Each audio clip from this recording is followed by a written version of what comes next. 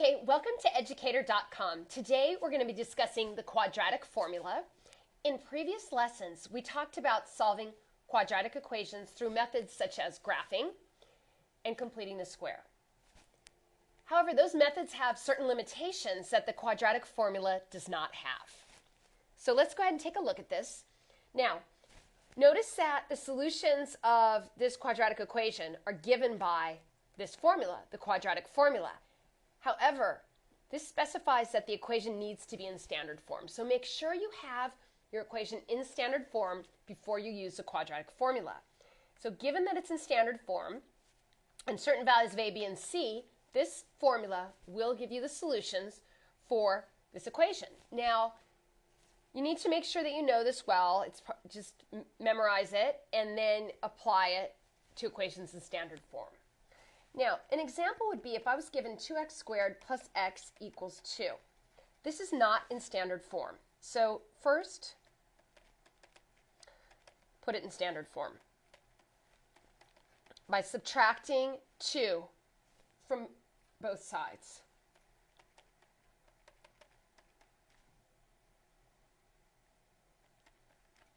Now, I like to write out what a, b, and c are. That way I can just plug them in without having to worry about making errors looking back at the equation. So here a equals 2, b equals 1, and c equals negative 2. Now, using the quadratic equation,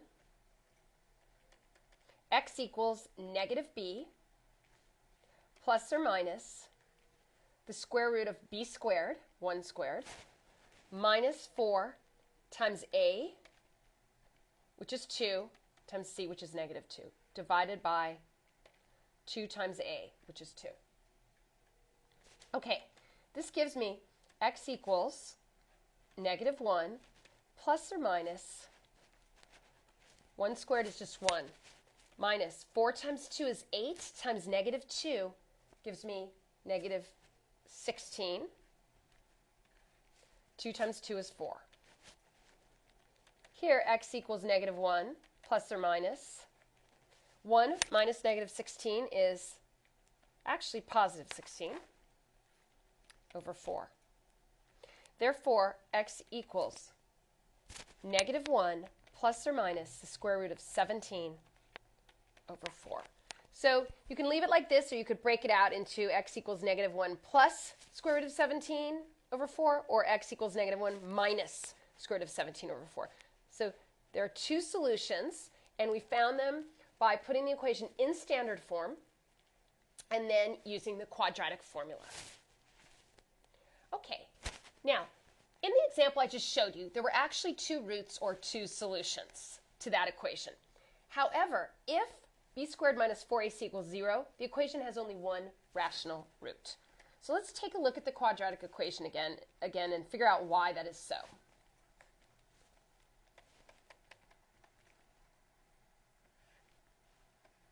Okay, let's apply this to an example. So an example, x squared plus 2x plus 1 equals 0. This is already in standard form, so I don't need to worry about changing it at all. And I always take a look, and I have a equals 1, b equals 2, and c equals 1. Now, notice that this b squared minus 4ac is just what's here under the radical sign. And this is called the discriminant, and we'll talk more about that in a minute. But for right now, let's just look at it and realize that it's what's under this square root sign, this radical sign. So let's actually try to solve this out. Okay, since a equals 1, I'm going to get negative 1 plus or minus the square root of b squared, which is 2 squared, minus 4 times a times c over 2 times a. Okay. What I end up with here is 4 minus 4, which is 0. Okay. So, looking at this, when I plugged in my values, I got negative 1 plus or minus 4 minus 4 over 2. So that's negative 1 plus or minus square root of 0 over 2. Well, this would come out to negative 1 plus or minus 0 over 2, which just equals negative 1/2. There's only one solution, one rational root, or one rational solution. And the reason is because if b squared minus 4ac equals 0, this becomes 0. And the reason you have two solutions is you take this negative b over 2a, and then it's plus or minus this. And you would get two solutions if, for example, let's say b squared minus 4ac is 4. And if I had plus or minus 4, that's going to give me, something plus 2, and then something minus 2. So two different things. However, if I'm talking about plus or minus the square root of 0, I'm just going to get 0. I only have one number that I'm going to come out with here. Therefore, if this discriminant, b squared minus 4ac, is 0, you're only going to get one root or one solution for your quadratic equation. Okay, complex solutions may occur, and if they do, the complex solutions will actually be a pair of complex conjugates. Remember what a complex conjugate pair is, such as 2 plus 3i and 2 minus 3i. This would be an example of complex conjugates. Let's think about how this can occur. Looking at the quadratic formula,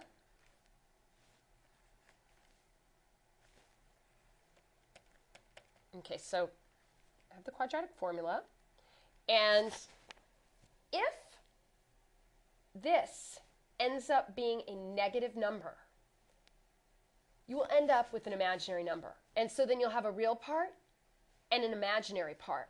And that is how you end up with solutions that are complex conjugates. For example, if I was given 2x squared plus 3x plus 6 equals 0, then I have a equals 2, b equals 3, and c equals 6. Applying the quadratic formula to this, I'm going to get negative 3 plus or minus b squared, which is 3 squared, minus 4 times 2, which is a, times 6, which is c, all over 2 times a, which is 2.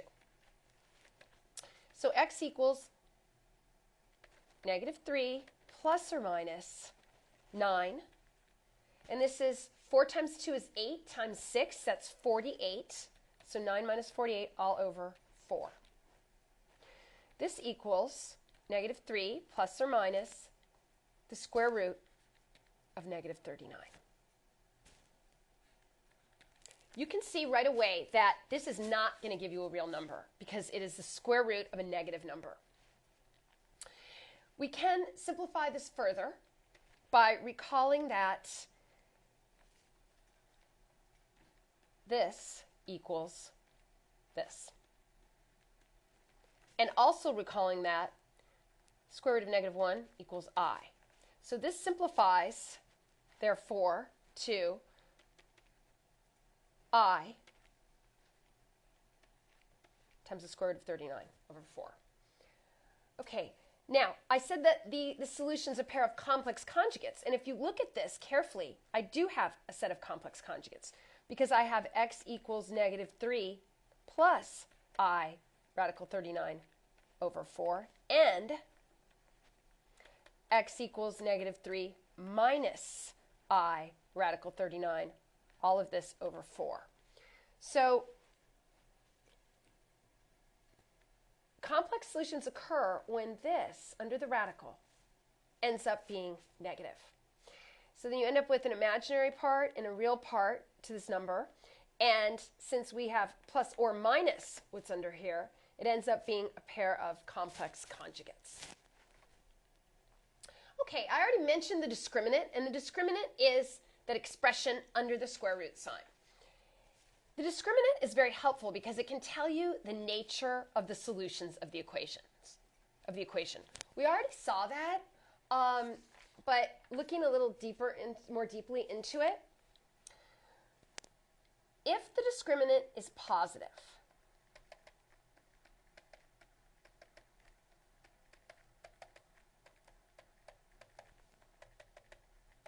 you get two solutions, and they are both real.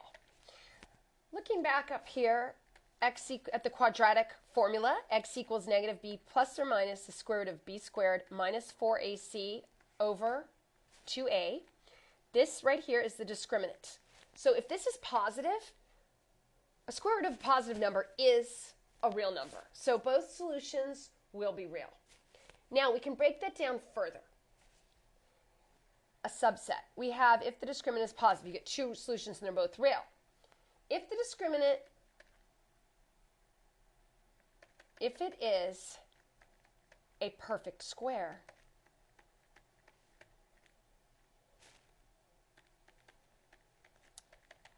then the roots are rational. And that makes sense because let's say I end up with a perfect square. If the discriminant here is a perfect square 4, then I'm going to end up with 2. And then I'll have negative b plus or minus 2 over 2a. So that makes sense. Now, if the discriminant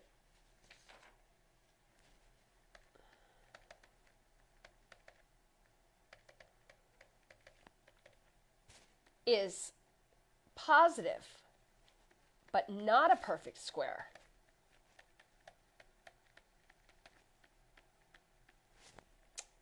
then you get two irrational roots.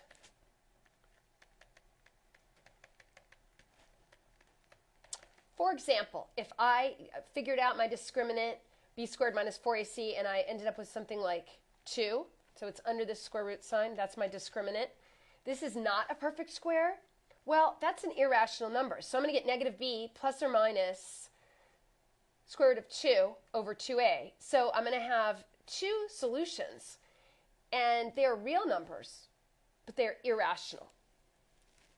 Two irrational roots. Okay. If the discriminant is negative, which we just saw, then there are no real solutions. Instead, you can get a pair of complex conjugates, which is what we just saw. Finally, if the discriminant is 0, then you get one real solution, one real root. We saw that earlier today as well, because if this comes out to be 0, you're going to get negative b over 2a plus or minus 0, which is just negative b over 2a. There's only one solution. So if the discriminant is positive, then you have two real solutions. If there's a perfect square under here, the roots are rational. If it is not a perfect square, then you can get two irrational roots. If the discriminant is negative, there are no real solutions, but you can get a set of complex conjugates as solutions. If the discriminant is 0, there is one real root. Okay.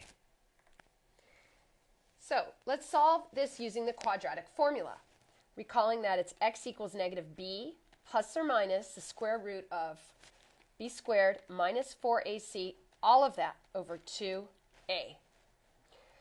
Here, a is 2, b is 3, and c is negative 4. This gives me x equals negative 3 plus or minus b squared. So that's 3 squared minus 4 times 2 times negative 4 over 2 times 2. Okay. So let's see what this equals. Negative 3 plus or minus. So 3 times 3 is 9, minus 4 times 2 is 8, times negative 4 is negative 32, over 2 times 2, which is 4. This gives me 9 minus negative 32. Let's just say plus 32 over 4. So negative 3 plus or minus the square root of 9 plus 32 over 4, which equals negative 3 plus or minus 9 plus 32 is 41 over 4.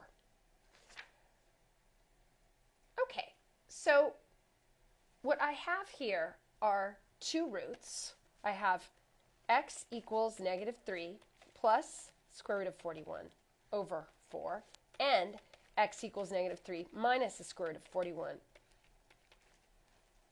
And what I ended up with are two solutions.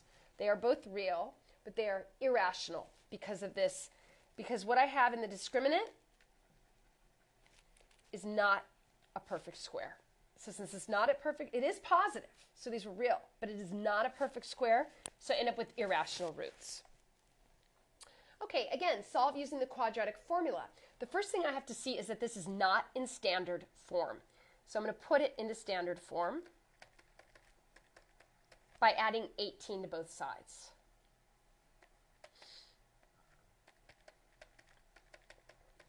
Now, it's in standard form, but I can actually simplify this further because I have a common factor over here on this left side of 2. So I'm just going to divide both sides by 2 to make it simpler.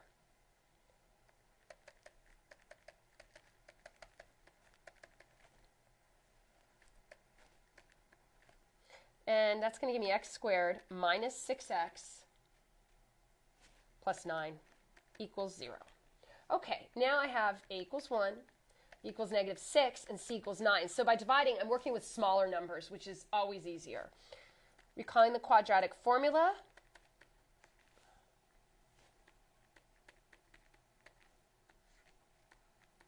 Okay.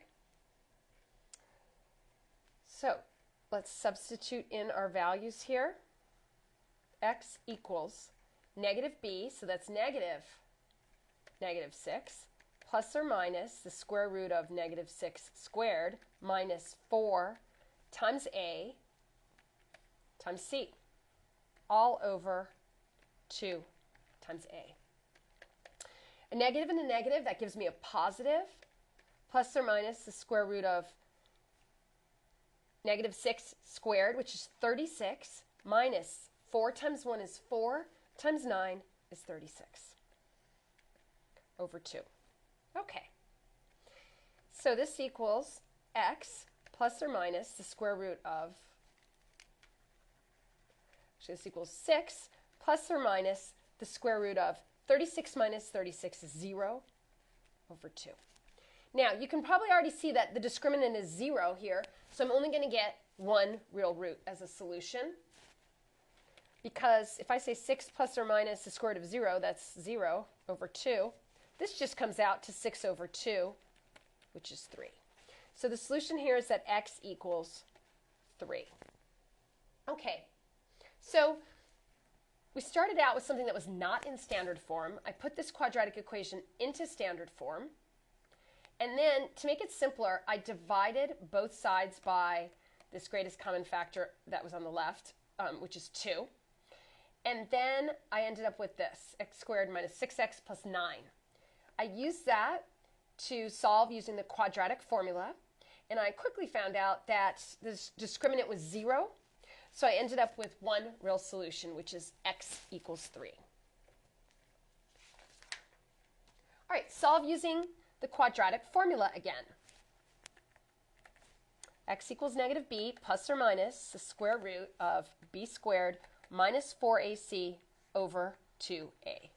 Now, a equals 1, b equals 1, it's already in standard form, and c equals 1. So, nice simple numbers that I'm working with.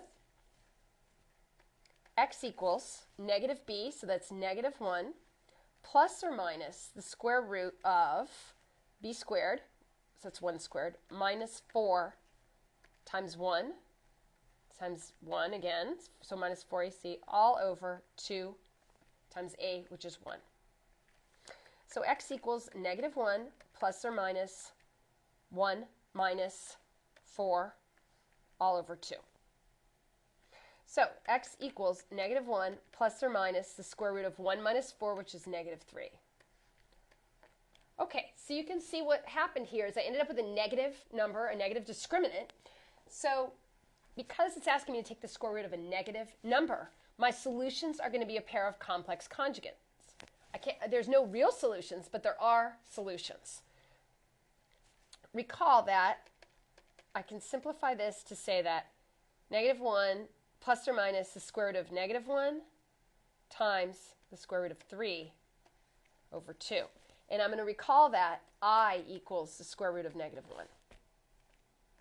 Therefore, x equals negative 1. I'm going to change this into I.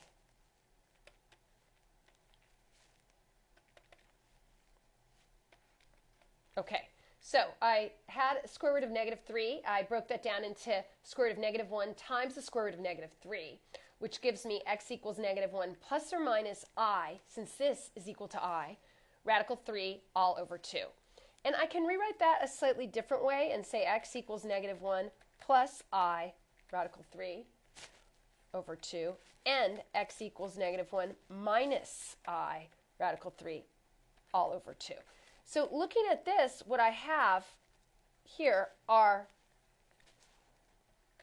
complex conjugates, solutions that are complex conjugates.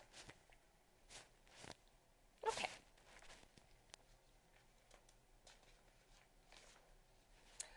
Here, I'm asked to find the discriminant and describe the nature of the solutions. So remember that the discriminant equals b squared minus 4ac.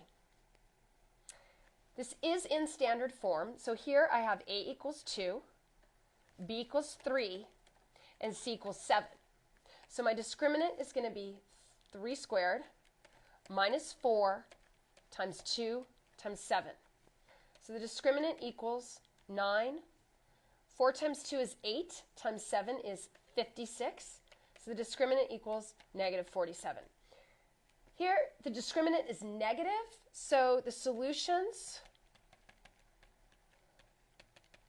will be a pair of complex conjugates, just as we saw in the last problem, because the discriminant is negative, and you're going to have to take the square root of that as part of the quadratic equation, and that's going to end up giving you complex conjugates.